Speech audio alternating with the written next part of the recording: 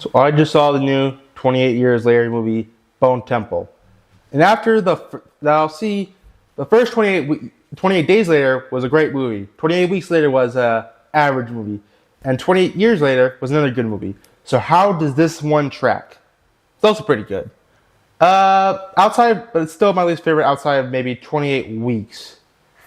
But I think it was a very great, fast-paced, intense, and pretty gory horror film with some great character development. However, there are some aspects of this film there's some character development that is not very effective, and in some ways disappointing and underwhelming compared to the others. But what is this movie about? Well, 28 years later, Bone Temple picks up right after 28 years later. See, Spike, after running to the Jimmy Savile gang from the last film, he joins the gang after killing another member in an initiation ritual, and is now part of the group, becoming Jimmy Spike. However, though, the more time spent in the group, we realize that they're more really sadistic and Satanists. But whilst that's happening, Ian Kelson, the doctor from the last film, played by Ray Fiennes, becomes friends with a zombie known as Samson after he drugs when he's on morphine. But whilst Samson's on morphine, Kelson comes to the conclusion that there may be a way to fix the zombie virus and cure him. So, and eventually at the end, these two plot lines intercede in a pretty good way. But before I go to things I like about this movie, I gotta go into a few things I did not like. There's two main issues. First up is the character of Spike. He is, especially after the last film, he is very underwhelming. In the first film, he was a very good character and a great protagonist. He had his conflicts with his parents, his father, and dealing with the impending death of his mother were both two great aspects and great scenes from this film. From the last film, he was a very compelling and interesting protagonist as you watch him come into age in this brutal, unforgiving world. It was very fascinating to watch him grow how he matures in the future, and deals with this terrible world he lives in. But here he does not that much of interest. He is just an observer. He has no real developments or character growth like he did in the last film. And he just mostly just stands there, watches in horror, and does pretty much nothing until the very end. But again, he's at least performed well, which is less than I can say about the other character, who is his best friend in the Jimmy's gang, Jimmy Inc. Every single person in the Jimmy Savile gang is called Jimmy, and then just has something else as their last name, which they get referred to.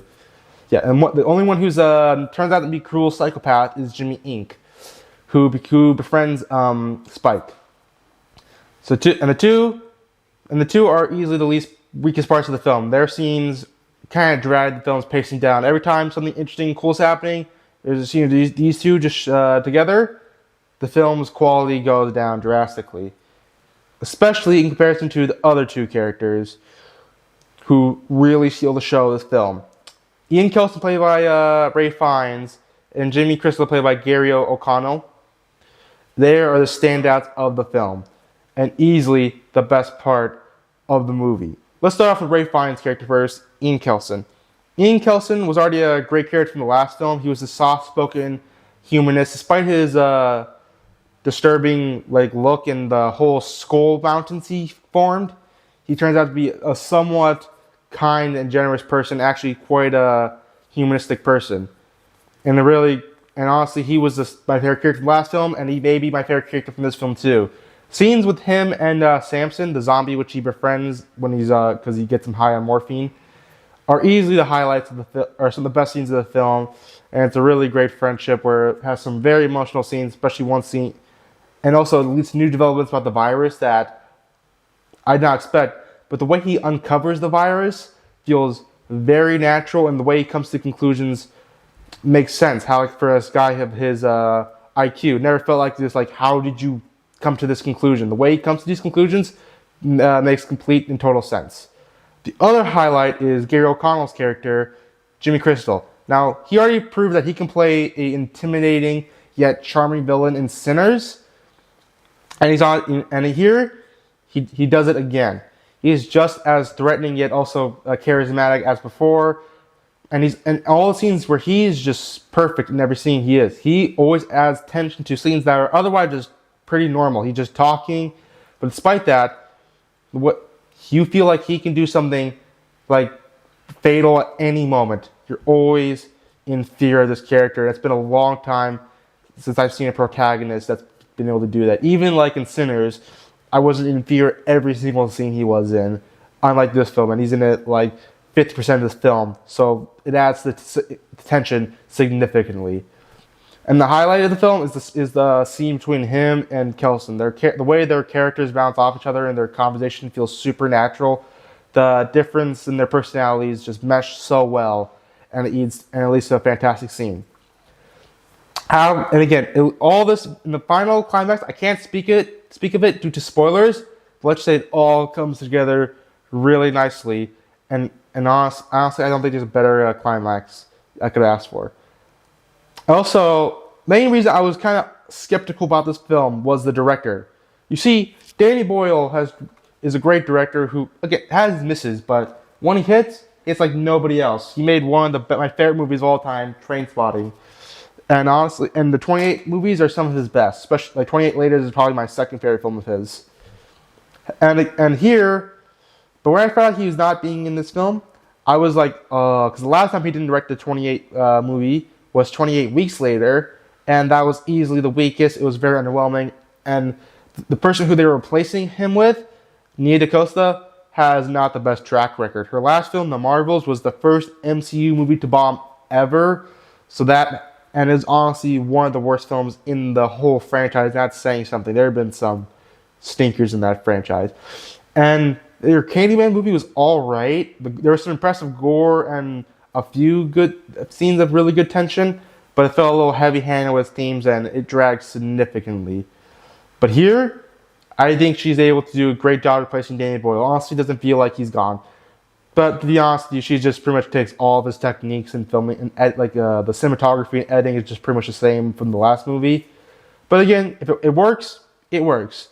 And I think she did a great job. Proves that she can be a good director with the right material. So, but now just stay away from Marvel movies. I think that's the main message.